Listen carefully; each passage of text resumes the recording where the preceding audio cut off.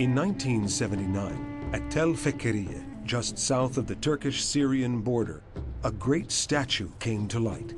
It is now in the Museum of Damascus and dates back to the 9th century BC, when it was erected by a certain Hadad-Izi, a Syrian governor of Gozan for the Assyrians, king of Gozan for the Arameans, in honor of the god Hadad, Lord of the water in the heavens and on the earth, that brings richness, creates pastures, and irrigates all the land.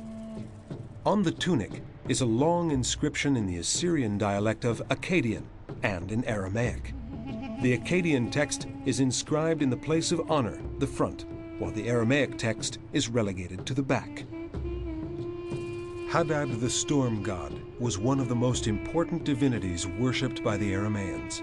He is sometimes depicted brandishing thunderbolts, as on this stele in the Louvre in Paris.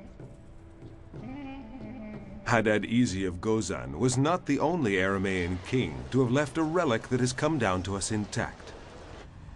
In the Museum of Aleppo, at the foot of a likeness of the god Melkart, an inscription attests to it being the statue that Bar-Hadad, king of Aram, erected out of gratitude to Melkart, his lord, who answered his prayer.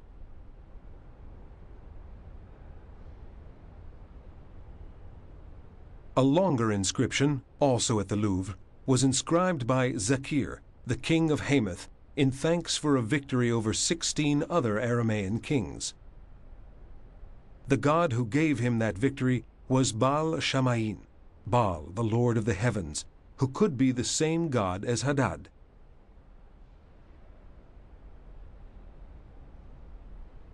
The longest of the ancient Aramaic inscriptions, preserved in the National Museum of Damascus, is, however, a treatise between a certain Bargaya, perhaps a high official of the Assyrian king himself, and Matiel, the king of the Aramaean city-state of Arpad.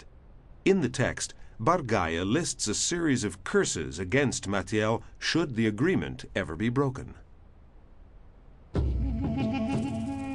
If Matiel is dishonest in the dealings, let his kingdom become a kingdom of sand, a kingdom of dreams that dies like a flame. Let Hadad hurl his wrath and all sorts of disasters on the earth and in the heavens. Let him send hail unto Arpad. Let the locusts go mad for 7 years. Let not a blade of grass grow, that one can see neither vegetation nor green pastures. Let not the sound of a lyre be heard in Arpad or among its inhabitants, but only moans of desperation, crying, and lamentations. Aside from the inscriptions, there exists other proof of these Aramaean city-states, such as the stone sculptures unearthed at Gozan Tal Halaf, on view in the Museum of Aleppo.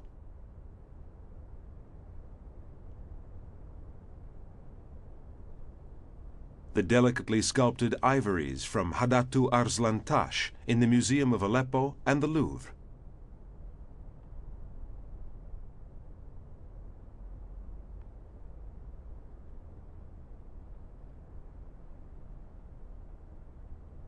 Fresco fragments from the mid-8th century, also in Aleppo.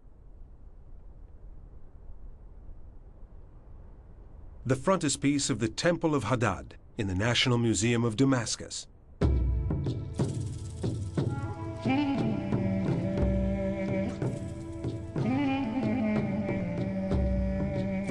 The Aramaean city-states, whether independently or as a group, engaged in recurrent conflicts not only with the Assyrians but also with the Israelites. Like the Assyrians, the Israelites were defeated several times by the Aramaeans, who in turn were several times defeated by them.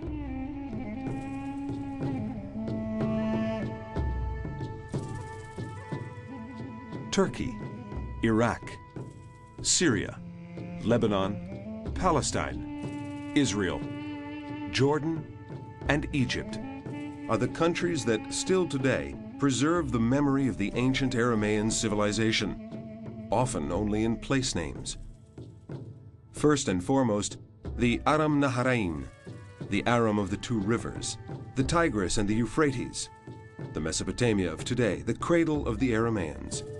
Then Padan Aram, the field or highway of Aram, Arpad, Bit Adini, Amku, Nisibin, Edessa, the valley of Orontes, the valley of the Al-Biqa, Koba Bet Rehot, the valley of the Litani, Hamath, Sam al-Ghozan, Damascus, the sites in which the Aramaeans played a key role from the 11th to the 8th century BC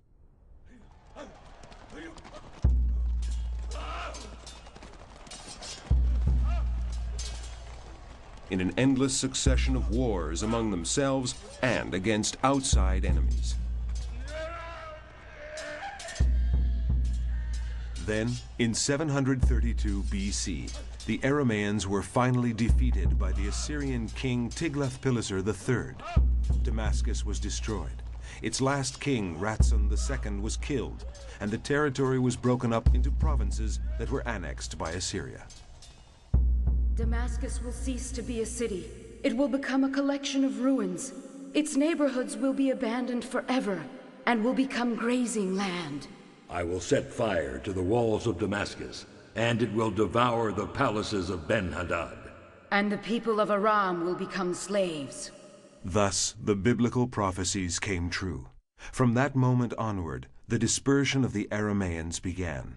Without a land of their own, they were condemned to wander over the course of time to the four quarters of the world.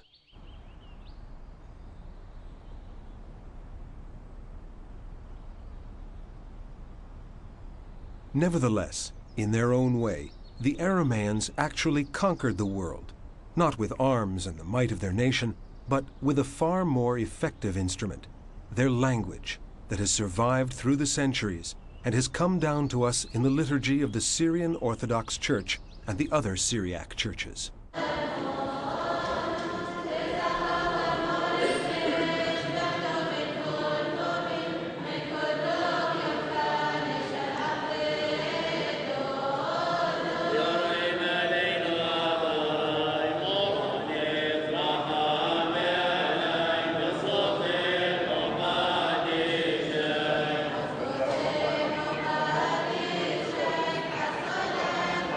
The inscription on the famous 9th century BC statue of Hadad is the oldest surviving document of the Aramaic language, and evidence that in around 1000 BC, the Aramaeans adopted the Phoenician alphabet, composed of 22 letters. They used it without adding as much as one character, even though the phonetic system of the Aramaic language was much richer than Phoenician.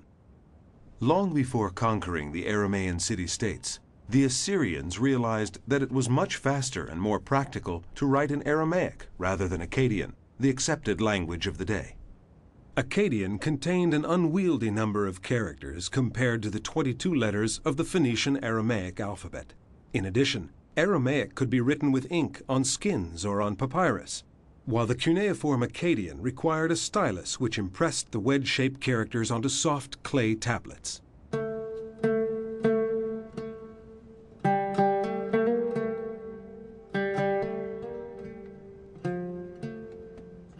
Because of its simplicity and rapidity, Aramaic soon became an international language used in official documents, in diplomatic reports, and in commercial transactions. In the second book of Kings, the ministers of King Hezekiah, in order to avoid being understood by the people, ask the emissary of the king of Assyria, "Please speak to us in the Aramaic tongue, so that only we can understand you." 100 years later, a Philistine king wrote in Aramaic to the Pharaoh of Egypt, asking for military help to stem the advance of the Babylonian army. Paradoxically, after 732 BC, the year of the defeat of the last Aramaean kingdom, the language of the defeated people became a universal language. Easier to write than Akkadian, and with instruments that were easier to come by, it was a kind of shorthand compared to the complicated Akkadian that remained a language for scribes and scholars, while Aramaic became a popular language used by all social classes. Thus, in due course, Aramaic